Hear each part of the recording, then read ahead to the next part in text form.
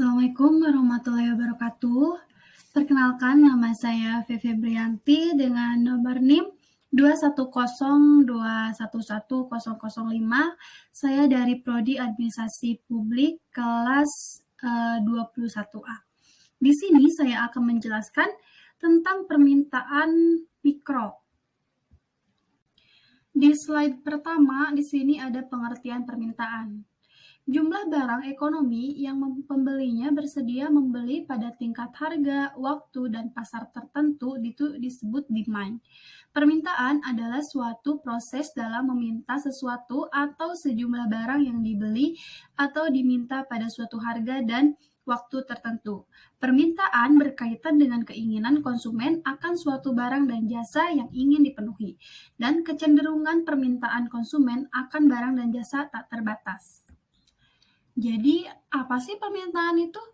Permintaan adalah sejumlah barang dan jasa yang diinginkan dan mampu dibeli oleh konsumen untuk memenuhi kebutuhan pada berbagai tingkat harga dan waktu tertentu di pasar. Biasanya, tinggi permintaan akan mempengaruhi harga, dan sebaliknya, rendahnya permintaan juga akan membuat harga semakin rendah. Oke, di sini ada dua definisi menurut para ahli. Yang pertama ada menurut Raharja 2008, yaitu permintaan adalah keinginan konsumen membeli suatu barang pada berbagai tingkat harga selama periode waktu tertentu. Supaya lebih akurat, kita memasukkan dimensi geografis. Misalnya, ketika berbicara tentang permintaan pakaian di Jakarta, kita berbicara tentang berapa jumlah pakaian yang akan dibeli pada berbagai tingkat harga dalam satu periode waktu tertentu, per bulan atau per tahun di Jakarta. Seperti itu contohnya. Dan yang kedua ada yang menurut Ahman 2009, yaitu dia menyatakan bahwa permintaan diartikan sebagai jumlah barang dan jasa yang diminta atau mampu dibeli seseorang atau individu dalam waktu tertentu pada berbagai tingkat harga. Para ekonomi dalam kajiannya membagi dua kelompok permintaan konsumen sehubungan dengan perilaku konsumsinya. Menurut Iskandar Putong 2007 dan Sudarsono 1995 dan Ahmad 2009, yaitu yang pertama, kelompok permintaan fungsional.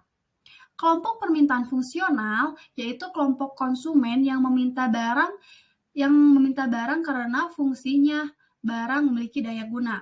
Yang kedua, ini ada kelompok permintaan non-fungsional. Permintaan ini sering disebut sebagai permintaan tidak nasional, yaitu permintaan yang bersifat tidak direncanakan atau impulsif, spekulatif, dan permintaan yang mempengaruhi efek daya guna barang. Lanjut ke slide selanjutnya. Permintaan dapat dibedakan menjadi beberapa kelompok, yaitu yang pertama, permintaan menurut daya beli. Ada 3 poin nih. Yang pertama, permintaan efektif. Permintaan efektif adalah permintaan masyarakat terhadap suatu barang atau jasa yang disertai dengan daya beli atau kemampuan membayar. Pada permintaan jenis ini, seorang konsumen memang membutuhkan harga itu dan ia mampu membayarnya. Yang kedua ada permintaan potensial. Apa sih permintaan potensial itu? Permintaan potensial adalah permintaan masyarakat terhadap suatu barang dan jasa yang sebenarnya memiliki kemampuan untuk membeli tetapi tidak melaksanakan pembelian barang atau jasa tersebut. Yang pertama, permintaan efektif, mereka mampu membeli. Nah, yang kedua, permintaan potensial, mereka mampu membeli tapi tidak melaksanakannya gitu. Dan yang ketiga, permintaan absolut. Permintaan absolut adalah permintaan konsumen terhadap suatu barang atau jasa yang tidak disertai dengan daya beli. Pada permintaan absolut, konsumen tidak mempunyai kemampuan atau uang untuk membeli barang yang diinginkan. Jadi, yang pertama, permintaan efektif itu mereka mampu membeli barang atau jasa tersebut. Yang kedua, permintaan potensial. Permintaan potensial itu mereka mampu membeli tetapi tidak dilaksanakan gitu. Dan yang ketiga, permintaan absolut, di mana si masyarakat itu tidak mampu atau tidak punya uang untuk membelinya. Nah, yang kedua, ini ada permintaan menurut jumlah subjek penduduknya berdasarkan uh, permintaan terdiri dari yang pertama nih ada permintaan individu. Apa sih permintaan individu itu? Yaitu permintaan yang dilakukan oleh seseorang untuk memenuhi kebutuhan hidupnya. Kalau permintaan kolektif, yaitu kumpulan dari permintaan-permintaan perorangan atau individu atau permintaan secara keseluruhan para konsumen di pasar. Contohnya, selain Desi misalnya, di pasar juga ada beberapa pembeli lainnya pembeli lainnya yang akan membeli jeruk misalnya. Jika permintaan Desi dan teman-temannya tersebut digabungkan, maka terbentuk permintaan pasar seperti itu. Itu pengertian atau contoh permintaan kolektif. Oke, selanjutnya di sini ada fungsi permintaan.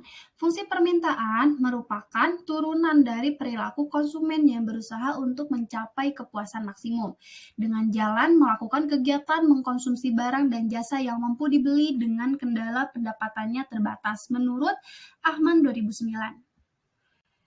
Di sini di slide ini ada faktor-faktor yang mempengaruhi permintaan.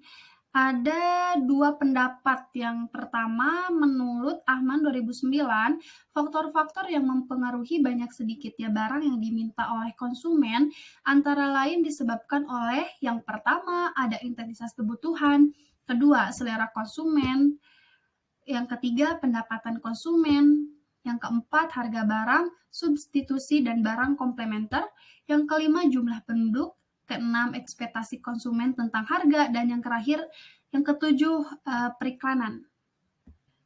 Yang selanjutnya, ini ada menurut Raharja 2008, beberapa faktor yang mempengaruhi permintaan suatu barang, yaitu yang pertama, ada harga barang itu sendiri. Kedua, harga barang lain yang terkait. Ketiga, tingkat pendapatan per kapita. 4, selera atau kebiasaan. 5, jumlah penduduk. 6, perkiraan harga di masa mendatang.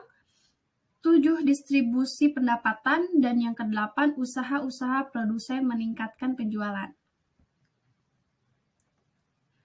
Dari pendapat kedua di atas tersebut, dapat disimpulkan bahwa faktor-faktor yang mempengaruhi permintaan adalah harga barang itu sendiri, harga barang lain yang berkaitan dengan produk tersebut atau barang substitusi dan barang komplementer, pendapatan konsumen, intensitas kebutuhan, selera konsumen, jumlah penduduk, jumlah penduduk, distribusi pendapatan, usaha-usaha produsen meningkatkan penjualan, dan ekspektasi konsumen tentang harga. Oke, di slide ini ada kurva permintaan. Sebelum saya menjelaskan apa itu kurva permintaan, di sini juga ada schedule permintaan. Apa sih schedule permintaan? Schedule permintaan adalah suatu tabel yang menunjukkan hubungan antara harga suatu barang dengan jumlah permintaan barang itu. Untuk jelasnya, kaitan antara harga dengan jumlah barang yang diminta dapat dilihat pada slide selanjutnya. Nah, oke. Di sini ada schedule harga dan permintaan. Saya ambil permintaan, contohnya gula. Di sini ada harga gula senilai 100.000 dan kuantitas gula yang diminta 10 unit. Dapat kita lihat, jika harganya naik, maka kuantitas yang dimintanya itu pasti turun. Kenapa? Karena hukum permintaan ini, jika suatu harga naik, maka permintaan pasti turun. Dan sebaliknya, jika suatu harga turun, permintaan pasti akan naik. Nah, oke. Tadi kita sudah tahu pengertian schedule permintaan itu, dan sekarang kita ke kurva permintaan. Apa sih kurva permintaan itu? Kurva permintaan adalah suatu kurva yang menggambarkan sifat hubungan antara harga sesuatu barang tertentu dengan jumlah barang tersebut yang diminta para pembeli, yang melambangkan schedule atau hukum permintaan. Dalam gambar kurva, permintaan terdapat dua sumbu. Yang pertama ada sumbu vertikal dan yang kedua ada sumbu horizontal. Oke, untuk lebih jelasnya, kita lihat di slide selanjutnya ya. Oke, kita lihat sama-sama. Di sini ada garis yang tegak lurus dari atas ke bawah dan ada juga yang ke samping. Yang ke atas ini, yang garis tegak lurus ini merupakan sumbu vertikal yang menunjukkan harga dibayar per unit. Dan di sini ada garis yang ke pinggir, itu merupakan sumbu horizontal yang menunjukkan kuantitas barang per unit per periode tertentu. Oke, untuk lebih jelasnya, kita lihat di sini ada contoh kurva permintaan, kita ambil permintaan terhadap es krim. Jika harganya itu meningkat menjadi 3.000, otomatis permintaan es krim pasti akan menurun. Dan jika harga es krim itu turun, pasti permintaan terhadap es krim itu akan meningkat. Balik lagi ke hukum permintaan, hukum permintaan, jika suatu harga barang naik, permintaan pasti akan turun. Dan sebaliknya, jika harga turun, permintaan pasti naik. Seperti itu. Oke, di slide berikutnya nih, di slide sekarang ini ada hukum permintaan yang dari tadi saya omongin. Secara lengkap, hukum permintaan menyatakan bahwa jika harga suatu barang naik, maka jumlah barang yang diminta akan turun. Dan sebaliknya, jika harga suatu barang turun, maka jumlah barang yang diminta akan bertambah. Hukum permintaan tersebut akan berlaku dengan asumsi faktor-faktor lain di luar harga harus dianggap konstan atau ceteris paribus. Ini merupakan konsep asli dari penemuannya, yaitu Alfred Marshall. Ceteris paribus ini adalah ungkapan Latin yang berarti semua variabel selain yang sedang dipelajari diasumsikan konstan. Secara harfiah, ceteris paribus berarti hal-hal lain dianggap sama. Oke, untuk lebih jelasnya, mari kita lihat di slide selanjutnya ya. Oke, dari gambar kurva permintaan ini dapat dijelaskan bahwa miringnya atau slope-nya kurva permintaan menunjukkan adanya hukum permintaan dan lurusnya kurva permintaan menunjukkan adanya anggapan ceteris paribus. Oke, di sini ada hubungan barang dan jasa dalam permintaan. Menurut Sukirno 2011, dalam permintaan barang-barang dapat dibedakan dalam 7 golongan. Yang pertama, barang pengganti, yang kedua, barang pelengkap, ketiga, barang netral, yang keempat, barang inferior, yang kelima, barang esensial, yang keenam, barang normal, dan yang terakhir, barang mewah. Oke, setelah kita mengetahui materi mengenai permintaan, di sini juga saya akan memberikan contoh supaya kita lebih mengerti juga mengenai permintaan. Yang pertama ini kita harus tahu dulu rumus fungsi permintaan, yaitu P dikurang P1 per P2 dikurang P1 sama dengan Q dikurang Q1 per Q2 dikurang Q1. Oke, keterangannya di sini P ini merupakan harga produk. P1 merupakan harga awal. P2 merupakan harga terubah.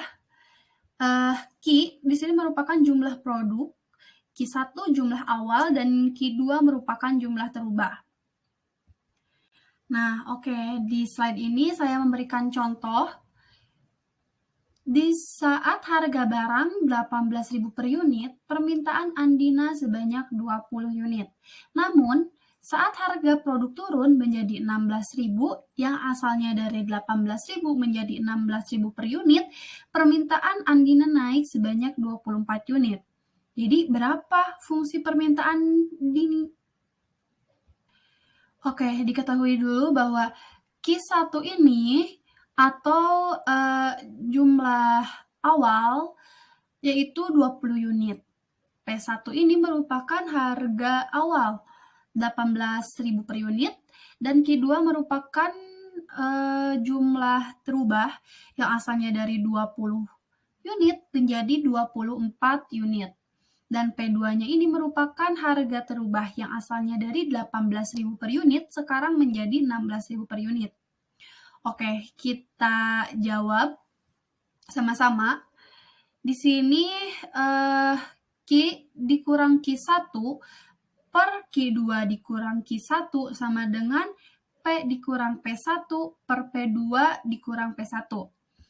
Oke, Q dikurang Q1. Q1-nya berapa? Q1-nya itu 20. 20 itu dari mana?